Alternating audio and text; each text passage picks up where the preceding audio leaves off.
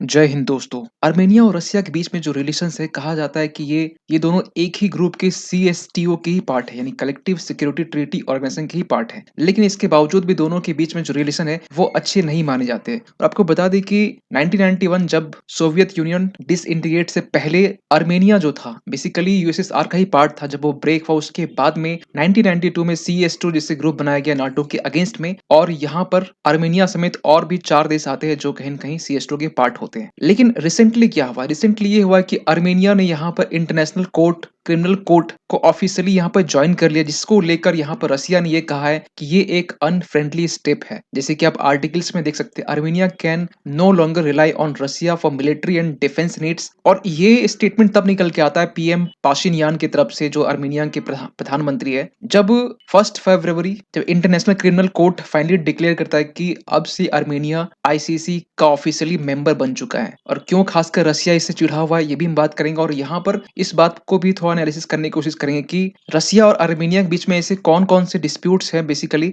जिसके कारण यहाँ पर आर्मेनिया की साइड से ऐसे स्टेप्स लिए जा रहे हैं। तो इसके रिगार्डिंग हम बहुत सारा आर्टिकल्स देख सकते हैं। सो अगर आप आर्मेनिया को अगर मैप में थोड़ा सा लोकेट करने की कोशिश करें तो आप देखेंगे आर्मेनिया और अजरबैजान दोनों बॉर्डर शेयर करते हैं, और दोनों के बीच में एक कॉन्फ्लिक्ट, एक वॉर की सिचुएशंस कहीं एक लंबे टाइम से बना हुआ है, खासकर नागोर्नो काराबाख को लेकर। तो इस पे भी हम थोड़ा सा हम बात करेंगे, लेकिन फिलहाल हम बात करना चाहते हैं कि पाशियान जो प्रधानमंत्री है आर्मेनिया के, उन्होंने डिफेंस रिलेशंस के बारे में क्या कहा है रिसेंटली। उन्होंने रिसेंटली ये कहा है कि हमें समझने की नीड है यहाँ पर कि किनके साथ में मिलिट्री, टेक्निकल और डिफेंस रिलेशंस को मेंटेन करने की नीड है। और साथ ही साथ इन्होंने ये भी कहा है कि हमें आर्मेनिया के जो आर्म्ड फोर्स है वो रिफॉर्म्स करने की नीड है, क्योंकि इनका एक ट्रेडिशनल जो बेसिकली डिफेंस रिलेशन देखा जाता है रसिया के साथ में, वो चीजें कहीं के रिफॉर्म्स करने की बात कर। और ये भी कहा जा रहा है कि अब पाशिनियान जो बेसिकली जो प्रधानमंत्री वो ये कहते हैं कि अब हमें नेक्स्ट सोचना चाहिए कि हमें किस तरीके से सिक्योरिटी टाइज जो है वो हमें आगे बिल्ड करना चाहिए यूएस के साथ में, फ्रांस, इंडिया और जॉर्जिया के साथ में। ये 4 देश का नाम लिया गया है। और अभी रिसेंटली इंडिया और आर्मेनिया के बीच में डिफेंस डील भी साइन हुए थे, जिसको हम लास्ट स्लाइड में बात करेंगे। और फ्रांस इसलिए क्योंकि फ्रांस से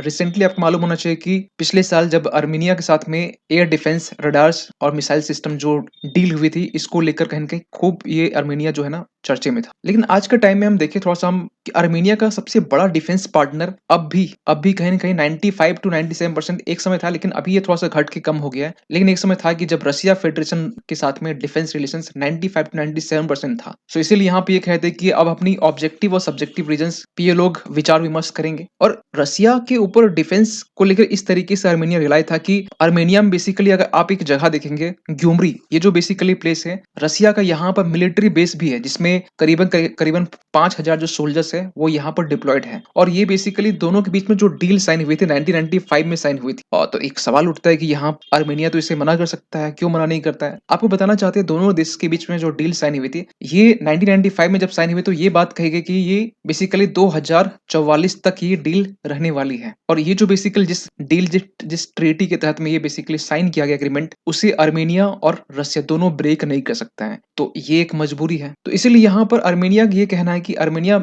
ऑब्वियसली कि नाटो के साथ में अपनी रिलेशंस को डेवलप करेगा, लेकिन without exiting CSTO for now. CSTO यानी कि कलेक्टिव सिक्योरिटी ट्रीटी ऑर्गेनाइजेशंस को बिना एग्जिट किए। सीएसटीओ बेसिकली क्या होता है इसमें देखिए, इसमें ये 1992 को ये बेसिकली बनाया गया था, जिसमें 5 कंट्री थे, आर्मेनिया, कजाकिस्तान, किर्गिस्तान, रसिया, तजिकिस्तान, उज्बेकिस्तान, सॉरी 6 कंट्रीज में। और ये जो बनाया गया था इसके पीछे सबसे बड़ा रीजन था नाटो के अगेंस्ट में, क्योंकि नाटो एक ऐसा देश है जिसमें अगर किसी देश के ऊपर अटैक होता है तो नाटो कंट्री अपने ऊपर अटैक मानते हैं। तो सेम इसी सोच के साथ बनाया गया था सीएसटीओ। लेकिन सीएसटीओ में बेसिकली जो थियोरेटिकल जो बातें लिखी जाती है कि ये पीसफुल रीजन के लिए, फिर अटैक को प्रिवेंट करने के लिए बनाया गया, लेकिन इसका मेन जो उद्देश्य था नाटो के तर्ज पर ही था। सो यहाँ पर आर्मेनिया बेसिकली क्या कहता है कि रसिया के बारे में कि क्यों रसिया के साथ में रिलेशंस बिगड़े हैं। तो पाशिनियान यहाँ रिसेंटली ये कहते हैं कि रशिया फेल हो चुका है आर्मेनिया की मदद करने में। कैसे? क्योंकि रिसेंट की बात है, पिछले साल के जब अजरबैजान ने यहाँ पर एक मिलिट्री ऑपरेशन चलवाया था, खासकर नागोर्नो काराबाख का जो रीजन आप देख पा रहे हो यहाँ मैप में, इसको कैप्चर करने के लिए। और अभी आपको बता दें कि नागोर्नो काराबाख जो रीजन है ये अज़रबैजान के पास में।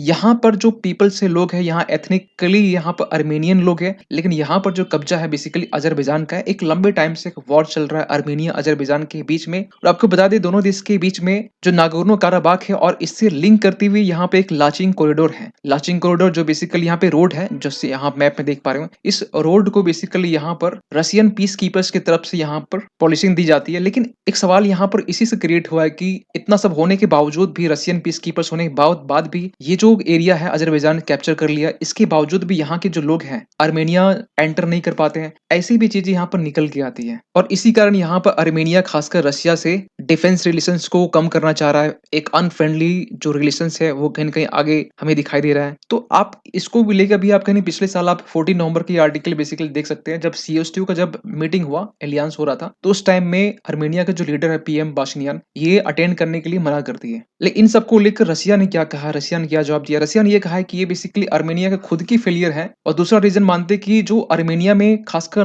नागोर्नो काराबाख जो रीजन है, वहाँ के जो एथनिक पीपल है वो रिस्पॉन्सिबल है, क्योंकि वो खुद नहीं चाहते हैं कि आर्मेनिया और रशिया के बीच में रिलेशंस आगे कंटिन्यू रहे। वो खुद बिगाड़ना चाहते हैं खासकर आर्मेनिया रशिया के बीच में रिलेशंस को। और आर्मेनिया ने जब ऑफिशियली जब इंटरनेशनल क्रिमिनल कोर्ट को ज्वाइन किया फरवरी 1 को, तो यहाँ पर आर्मेनिया 124वां ऐसा देश बन गया जो कि आईसीसी इंटरनेशनल क्रिमिनल कोर्ट का ये पार्ट बन चुका है। एक सवाल आपसे पूछना चाहते हैं, चलिए हम बता देते हैं। आईसीसी का इंडिया जो है बेसिकली ये पार्ट है, यस और नो? आप कमेंट कीजिएगा। लेकिन आपको बताना चाहते हैं कि आर्मेनिया ने खासकर रोम इंस्टीट्यूट क्या होता है? बेसिकली एक इंटरनेशनल ट्रेटी है जो इंटरनेशनल क्रिमिनल कोर्ट के बेसिकली रेगुलेशंस, जिस रूल्स रेगुलेशंस में गवर्न की जाती है कोर्ट को, उस नियम को अगर आप मान रहे हैं, वो नियम ही आपका रोम इंस्टीट्यूट है। अगर आप इसे मानते हैं मतलब आप उसे रेटिफाइज कर चुके हैं। तो ये भी आपसे सवाल है कि क्या इंडिया रेटिफाई किया है? यस और नो में जवाब दीजिएगा। सो यहाँ पर रशिया का रिस्पॉन्स इसमें भी आया कि रशिया ने ये कहा कि ये बेसिकली एक अनफ्रेंडली स्टेप्स है आर्मेनिया का इंटरनेशनल नेशनल क्रिमिनल कोर्ट को ज्वाइन करना। और रशिया इसलिए भी चिढ़ा हुआ क्योंकि आपको मालूम होना चाहिए पिछले साल ही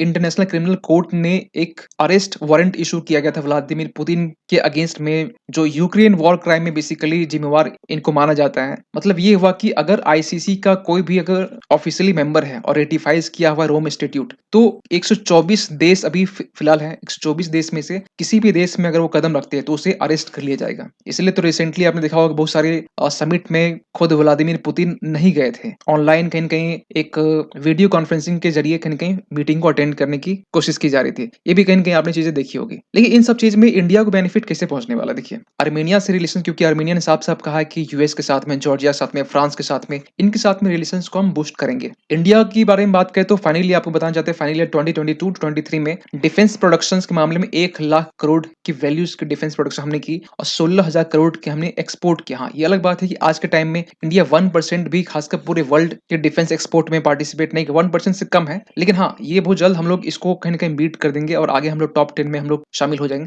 लेकिन फिलहाल आपको बताना चाहते हैं कि आर्मेनिया के टाइम में, कि आर्मेनिया से पिछले साल पिनाका रॉकेट्स हमने प्रोवाइड किया उनको। इसके बाद में ये भी डील साइन हुई कि एंटी ड्रोन सिस्टम्स को लेकर, और रिसेंटली जो इस पे हमने वीडियो बनाया भी है आर्मेनिया के साथ में कि 6000 करोड़ की डील साइन हुई आकाश मिसाइल्स को लेकर। तो इसकी रिगार्डिंग हमने वीडियो बनाए और आकाश मिसाइल्स को लेकर ब्राजील हो गया, इजिप्ट हो गया, ये भी लोग कहीं न कहीं कतार में है। तो यहाँ पर इंडिया को बेसिकली खासकर डिफेंस के लिए एक मार्केट मिल जाएगा कि यस, आर्मेनिया को हम लोग बेसिकली डिफेंस के मामले में मिसाइल्स हो चाहे डिफरेंट और इक्विपमेंट तो हम लोग प्रोवाइड कर रहे हैं। लेकिन इन सब के बीच में ना अजरबैजान बेसिकली ये बार-बार ये कहता रहता है कि फ्रांस और इंडिया को कि आप आर्मेनिया से दूर रहें, नहीं तो ये बेसिकली एक और इंटेंस वॉर हो सकता है आर्मेनिया के साथ में। तो ऐसी भी चीजें निकल के आती है। तो इन सब चीज में आपका क्या मानना है कि आर्मेनिया और रशिया के बीच में जो रिलेशंस है और सीएसटीओ को लेकर यहाँ पर जो बातें की जाती है कि एग्जिट तो नहीं की जाएगी लेकिन नाटो के साथ में रिलेशंस बनाएंगे। अब देखना ये है कि दोनों के बीच में, आर्मेनिया और रशिया के बीच में, इवन की जो सेंट्रल एशिया का जो पार्ट है उसमें किस तरह डेवलपमेंट निकल के आते हैं। इन सब के बीच में आपका क्या मानना है? कमेंट जरूर कीजिएगा। मिलते हैं किसी अगली वीडियो में, तब तक के लिए थैंक यू सो मच।